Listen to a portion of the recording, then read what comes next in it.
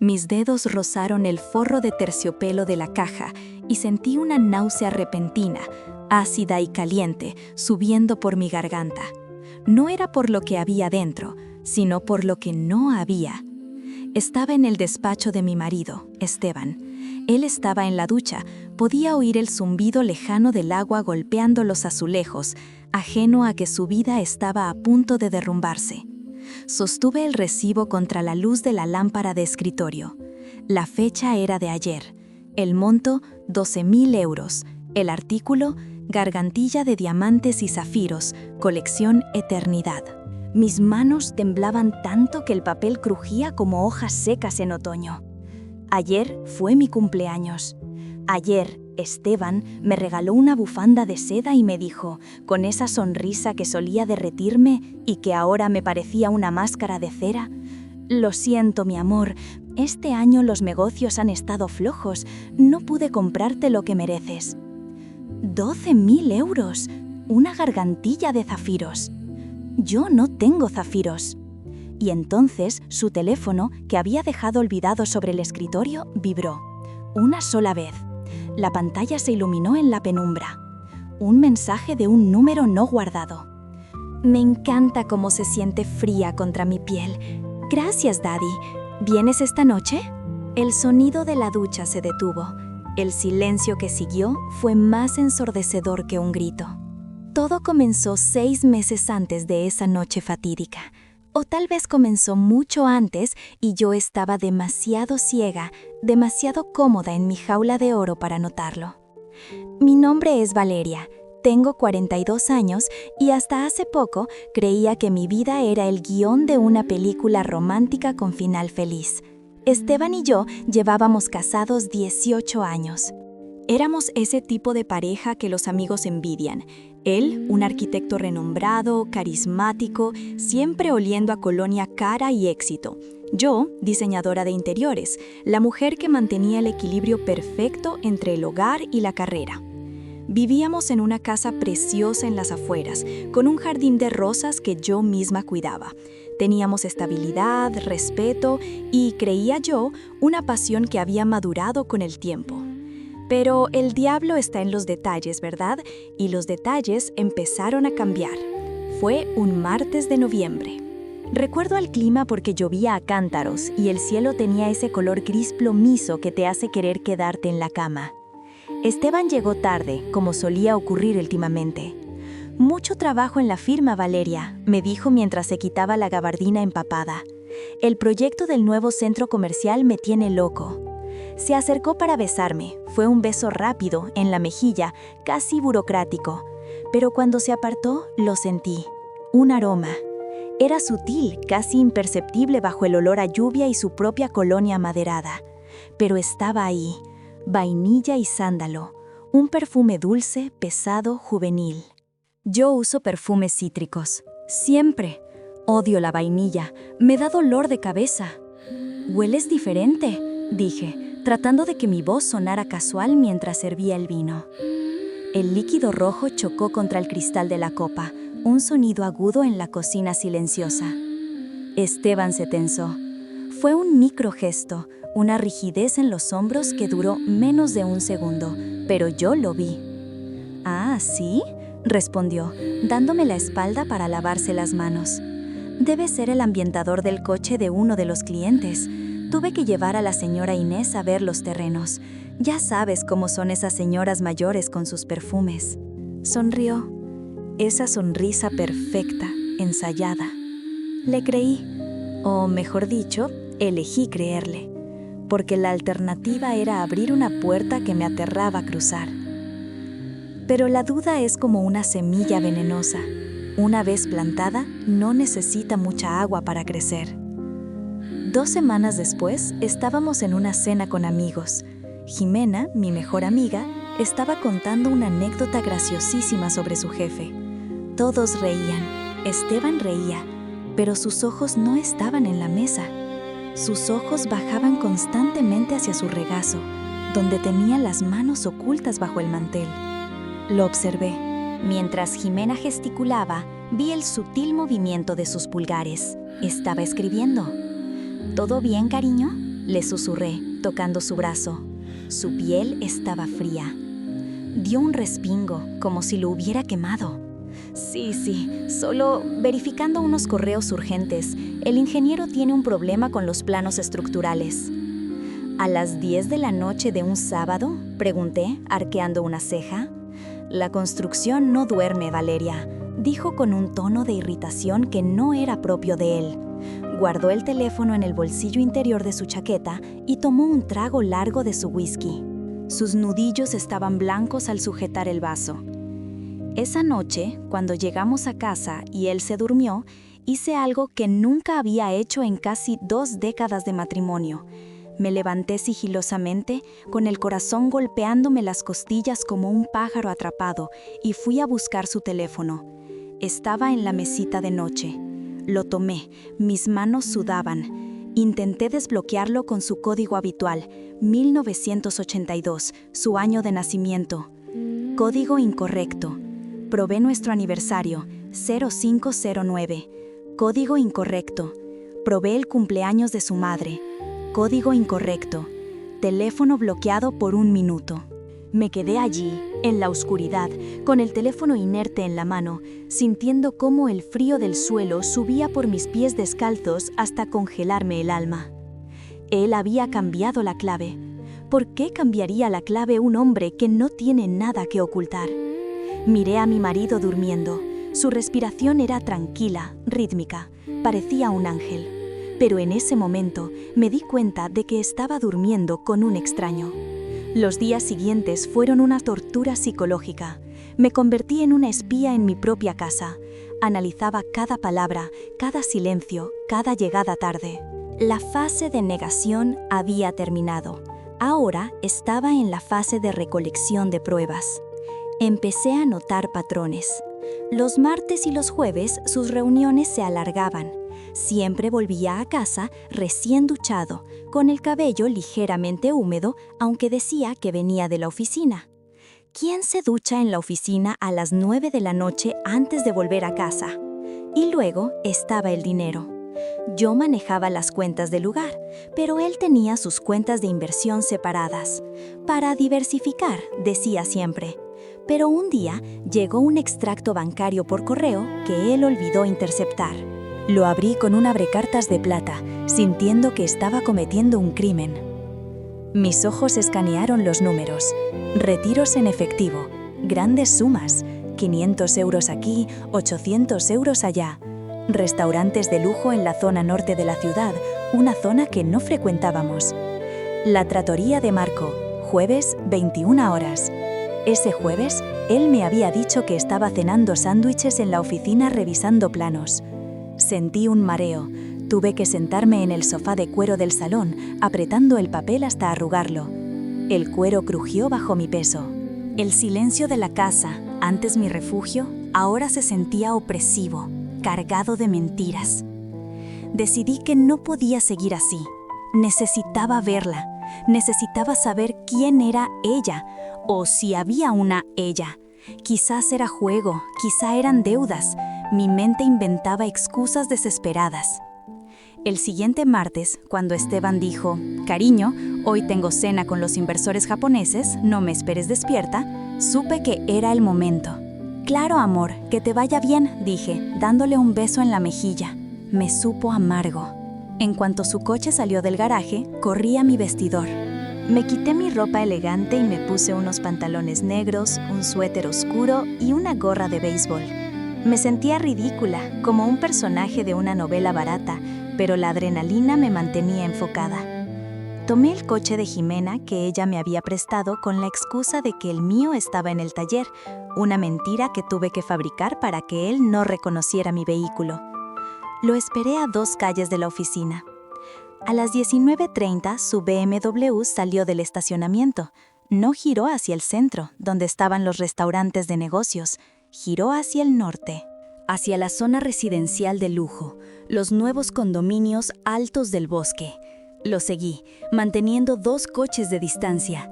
Mis manos se aferraban al volante con tal fuerza que me dolían los antebrazos. La radio estaba apagada.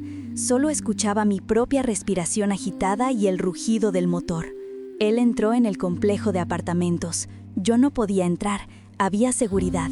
Estacioné fuera, apagué las luces y esperé. Pasó 1 hora. El frío de la noche empezaba a calar en el coche, empañando los cristales. Limpié el vaho con la manga, frustrada. Y entonces los vi. Salieron caminando del edificio. Iban hacia un restaurante cercano, a pie. Esteban iba riendo, con una soltura que hacía meses no veía en casa. Y colgada de su brazo, como una enredadera venenosa, iba ella. No era una desconocida. Sentí como si me hubieran dado un puñetazo en el estómago, sacándome todo el aire. Era Renata, la hija de su socio, la niña que había empezado las prácticas en su estudio hacía 1 año. Tenía 24 años. 24. Podría ser nuestra hija. Era preciosa, no podía negarlo. Cabello largo y oscuro, una figura esbelta, esa vitalidad insultante de la juventud. Llevaba un vestido corto, a pesar del frío, y botas altas. Los vi detenerse bajo una farola. Esteban le apartó un mechón de pelo de la cara con una ternura que me rompió el corazón en 1000 pedazos. Luego se inclinó y la besó. No fue un beso robado. Fue un beso de amantes, de posesión, de intimidad. Cerré los ojos. Las lágrimas quemaban mis párpados. Quería gritar, quería salir del coche y arrastrarla por el pelo. Quería golpearlo a él hasta que dejara de sonreír. Pero no hice nada. Me quedé allí, paralizada, viendo cómo mi vida se desmoronaba bajo la luz amarilla de una farola. Regresé a casa como un fantasma. Me metí en la cama vestida, temblando incontrolablemente. Cuando él llegó, 3 horas después, oliendo a vino y a vainilla, fingí estar dormida. Sentí el colchón hundirse bajo su peso. Sentí su calor. «Buenas noches, Valeria», susurró. Me dio asco, un asco físico, visceral. Al día siguiente, me levanté con una claridad mental aterradora. La tristeza se había evaporado durante la noche, dejando en su lugar algo mucho más útil, una ira fría y calculadora. No iba a confrontarlo, no todavía. Si lo hacía ahora, él lo negaría. O peor, pediría perdón, lloraría, y yo, en mi debilidad, podría dudar. O se divorciaría y me dejaría con las migajas. Conocí a Esteban. Era arquitecto. Sabía construir, pero también sabía demoler. Si iba a la guerra con él, necesitaba munición pesada. Llamé a un abogado, un viejo amigo de la universidad, conocido por ser un tiburón en los divorcios, Roberto. Nos reunimos en una cafetería discreta al otro lado de la ciudad. «Valeria, escúchame bien», me dijo Roberto, después de escuchar mi relato y ver las fotos borrosas que había tomado con mi móvil la noche anterior. La infidelidad duele, pero ante la ley, hoy en día, no siempre garantiza una victoria financiera. Necesitamos saber si está desviando bienes, si está gastando el patrimonio conyugal en ella. Eso es lo que nos dará ventaja. «¿Qué tengo que hacer?», pregunté. «Necesito acceso, papeles, correos, contraseñas, todo lo que encuentres». Y así comenzó mi doble vida. De día, la esposa perfecta que organizaba la fiesta de nuestro próximo aniversario. De noche, la investigadora implacable. Fue durante esta búsqueda que encontré el recibo de la gargantilla, el momento con el que empecé esta historia. Ese hallazgo cambió todo. 12.000 euros. No era solo un regalo, era un insulto. Era el dinero que habíamos ahorrado para renovar la casa de la playa. Cuando Esteban salió de la ducha esa noche, yo ya había dejado el recibo y el teléfono exactamente donde estaban. Estaba sentada en el sillón leyendo un libro, o fingiendo leerlo. Las letras bailaban ante mis ojos. «¿Todo bien, amor?», preguntó, secándose el cabello con una toalla. Lo miré, realmente lo miré. Vi las arrugas alrededor de sus ojos que yo amaba, sus manos fuertes que habían construido nuestra vida y que ahora acariciaban a otra. «Sí», dije, y mi voz sonó sorprendentemente firme. Estaba pensando en la fiesta de aniversario. Quiero que sea inolvidable. «Lo será», dijo él, distraído, buscando su teléfono. «Lo será». Faltaban 3 días para la fiesta, nuestro aniversario número 18. Durante esos 3 días descubrí algo peor que la gargantilla. Gracias a una contraseña que él había anotado descuidadamente en una agenda vieja, la soberbia de creerse intocable, logré entrar en su correo personal oculto. Ahí estaban los correos con un agente inmobiliario. Esteban estaba comprando un apartamento, no para nosotros, para él. Y había borradores de correos a su abogado. Estaba planeando pedirme el divorcio después de la compra, poniendo el apartamento a nombre de una sociedad fantasma para que no entrara en la repartición de bienes. Me iba a dejar, y me iba a dejar casi sin nada. Leí un correo que le envió a Renata. Aguanta un poco más, nena. En cuanto pase el estúpido aniversario y mantenga las apariencias con los socios, soltaré la bomba. Ella no sospecha nada. Es demasiado ingenua. Pronto seremos solo tú y yo en nuestro nuevo ático. Demasiado ingenua. Esas 2 palabras fueron el combustible que necesitaba. Cerré la laptop. Me miré en el espejo. Mis ojos estaban rojos, pero mi mandíbula estaba tensa. Muy bien, Esteban, le dije a mi reflejo. ¿Quieres un espectáculo? Te daré un espectáculo. El día de la fiesta llegó. La casa estaba decorada con miles de flores blancas. Había contratado al mejor catering de la ciudad. 50 invitados, amigos, familiares y, lo más importante, los socios principales de su firma y sus esposas. Gente conservadora, gente que valoraba la integridad. Y por supuesto, el padre de Renata, el socio mayoritario, estaba invitado. Renata también, como la empleada prometedora. Me puse un vestido rojo sangre, ceñido, elegante pero agresivo. Siempre vestía de colores pasteles para complacer a Esteban. Hoy no, hoy vestía de guerra. Cuando bajé las escaleras, se hizo un silencio. Esteban me miró y por un segundo vi miedo en sus ojos. No esperaba esa transformación. «Estás impresionante», murmuró, ofreciéndome su brazo. «Gracias, querido. Hoy es una noche de revelaciones», le susurré al oído con una sonrisa gélida. La fiesta transcurría. El champán fluía. Yo interpretaba mi papel a la perfección. Saludaba, reía, aceptaba felicitaciones por nuestros maravillosos 18 años. Vi a Renata en una esquina. Llevaba la gargantilla de zafiros y diamantes. Brillaba en su cuello joven como una marca de propiedad. La audacia, la desfachatez de venir a mi casa, a mi fiesta, con el regalo que mi marido compró con nuestro dinero. Sentí que la sangre me hervía, pero respiré hondo. Paciencia, Valeria, espera al brindis. Llegó el momento. Esteban golpeó su copa con una cuchara. El tintineo cristalino acalló las conversaciones. «Amigos, familia», empezó, con su voz de orador encantador, pasando un brazo por mi cintura. «Gracias por estar aquí. 18 años se dicen fácil, pero es toda una vida. Valeria ha sido mi roca, mi inspiración». Hablaba y hablaba, mentiras envueltas en seda. Yo sonreía, sintiendo su mano en mi cintura como una garra caliente. «Por eso quiero brindar por el amor eterno». Todos levantaron sus copas. «Espera, Esteban», dije, interrumpiéndolo. Mi voz resonó clara y fuerte. Me solté de su abrazo suavemente y di un paso al frente. Él me miró confundido. «Yo también he preparado algo», anuncié, girándome hacia los invitados. «Una pequeña presentación para honrar la transparencia de nuestro matrimonio». Hice una señal al técnico que había contratado para el proyector. Las luces se atenuaron. En la gran pantalla blanca del jardín comenzó a reproducirse el video. Al principio eran fotos nuestras, la boda, viajes, la gente sonreía, enternecida. Esteban se relajó visiblemente. Y entonces la música cambió, de una melodía romántica a un tono discordante. La primera foto apareció, Esteban y Renata besándose bajo la farola.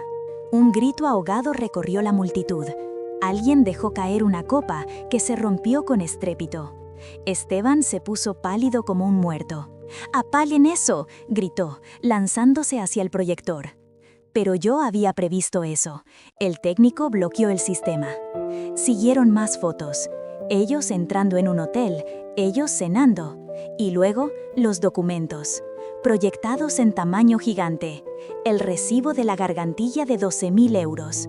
Los correos electrónicos donde me llamaba ingenua y planeaba ocultar los bienes. Las transferencias bancarias a la cuenta de Renata.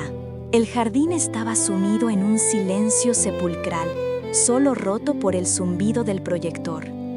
Me giré hacia Renata. Ella estaba petrificada, con la mano cubriendo la gargantilla, como si quisiera arrancársela, pero era tarde. Todos la miraban. Su padre, el socio de Esteban, tenía la cara roja de furia, las venas del cuello a punto de estallar. Miré a Esteban. Estaba acorralado, respirando agitadamente, como un animal atrapado. Tomé el micrófono. Esteban decía que el amor es eterno, dije con una calma que me sorprendió a mí misma. Pero la lealtad tiene fecha de caducidad, al parecer. Renata, querida, esa gargantilla te queda preciosa. Espero que te guste, porque te ha costado la carrera de tu amante y el respeto de tu padre. Me giré hacia mi suegra, doña Catalina, que estaba sentada en primera fila con la boca abierta. Catalina, siempre dijiste que yo no era suficiente para tu hijo. Tenías razón, soy demasiado para él. Dejé el micrófono sobre la mesa. El sonido del golpe, thud, fue el punto final. Disfruten del postre, dije, y caminé hacia la salida. Escuché a Esteban gritar mi nombre. «¡Valeria! ¡Valeria! ¡Estás loca!». «Esteban, eres un desgraciado. Estás despedido». Escuché el caos estallar a mis espaldas, gritos, llantos, recriminaciones. Pero yo no me detuve. Crucé el jardín sintiendo el césped bajo mis tacones. El aire de la noche nunca había olido tan dulce. Olía a libertad. Me subí a mi coche, donde tenía una maleta preparada en el maletero. Arranqué el motor. Mis manos ya no temblaban. Miré por el retrovisor una última vez. La casa perfecta, iluminada como un escenario, se hacía pequeña a medida que me alejaba. Los meses siguientes fueron duros, no voy a mentir. El divorcio fue una batalla campal. Esteban intentó de todo, decir que yo estaba loca, que había violado su privacidad. Pero la humillación pública y las pruebas financieras eran irrefutables. Su reputación en la ciudad quedó destrozada. Nadie quería contratar a un arquitecto que estafaba a su mujer y se acostaba con las hijas de sus socios. El padre de Renata lo echó de la firma y se aseguró de que se le cerraran todas las puertas. Renata, bueno, la juventud es arrogante, pero la realidad es dura. Su padre la envió a estudiar al extranjero, lejos del escándalo, cortándole el grifo financiero. El romance con Esteban no sobrevivió a la falta de dinero y al escrutinio público. ¿Y yo? Yo me quedé con la casa. El juez dictaminó que, debido a su intento de fraude financiero, yo tenía derecho a una compensación mayor. Vendí la casa, demasiados fantasmas. Con el dinero, abrí mi propio estudio de diseño, uno pequeño, solo mío. Ahora vivo en un apartamento en el centro con mucha luz y sin jardín que cuidar. A veces me despierto sola en medio de la noche y siento un hueco en el pecho. 18 años no se borran de un plumazo. Extraño la idea de lo que éramos, no lo que realmente éramos. Pero luego me preparo un café. Huelo el aroma a café recién hecho, sin vainilla, sin mentiras. Y respiro. Hace poco me encontré a Esteban en la calle. Iba caminando, con el traje un poco arrugado, el cabello más gris. Parecía cansado. Me vio, se detuvo. Hubo un monto de reconocimiento, de dolor en sus ojos. Hizo un ademán de acercarse, tal vez para pedir perdón, tal vez para pedir algo más. Yo simplemente me ajusté las gafas de sol, levanté la barbilla y seguí caminando. El sonido de mis tacones sobre el pavimento era la única música que necesitaba. Clac, clac, clac, el sonido de avanzar. Aprendí que la traición no es el final de tu vida, es el final de una vida que no era real. Aprendí que mi intuición vale más que cualquier promesa de amor eterno. Y sobre todo, aprendí que la venganza más dulce no es destruir al otro, sino reconstruirte a ti misma hasta ser tan fuerte que el otro ya no te importe. Nadie tiene derecho a hacerte sentir pequeña, ni siquiera la persona que duerme a tu lado. Si sientes ese olor a vainilla y sándalo donde no debería estar, si sientes ese frío en el estómago, hazte caso. Tú vales más que una mentira cómoda. Queridas amigas, sé que esta historia ha sido larga y dolorosa, pero necesitaba sacarla de mi pecho y compartirla con ustedes. Pongo mi alma en cada palabra porque sé que, desgraciadamente, muchas de nosotras hemos pasado por ese infierno de la duda y el desengaño. Trabajo en este canal día y noche para traerles historias reales que nos conecten y nos hagan más fuertes. Pero somos una comunidad joven y necesito de su sabiduría. Por favor, escriban honestamente en los comentarios. ¿Qué harían ustedes en mi lugar? ¿Habrían hecho el escándalo en la fiesta o se habrían ido en silencio? ¿Qué les gustó de mi relato y qué creen que puedo mejorar? Su opinión es mi brújula. Y si sentiste un nudo en la garganta o una chispa de coraje al leer esto, apoya mi trabajo suscribiéndote al canal. Ayúdame a construir aquí el círculo de mujeres más cálido y fuerte de YouTube. Gracias por leerme. Las valoro a cada una de ustedes.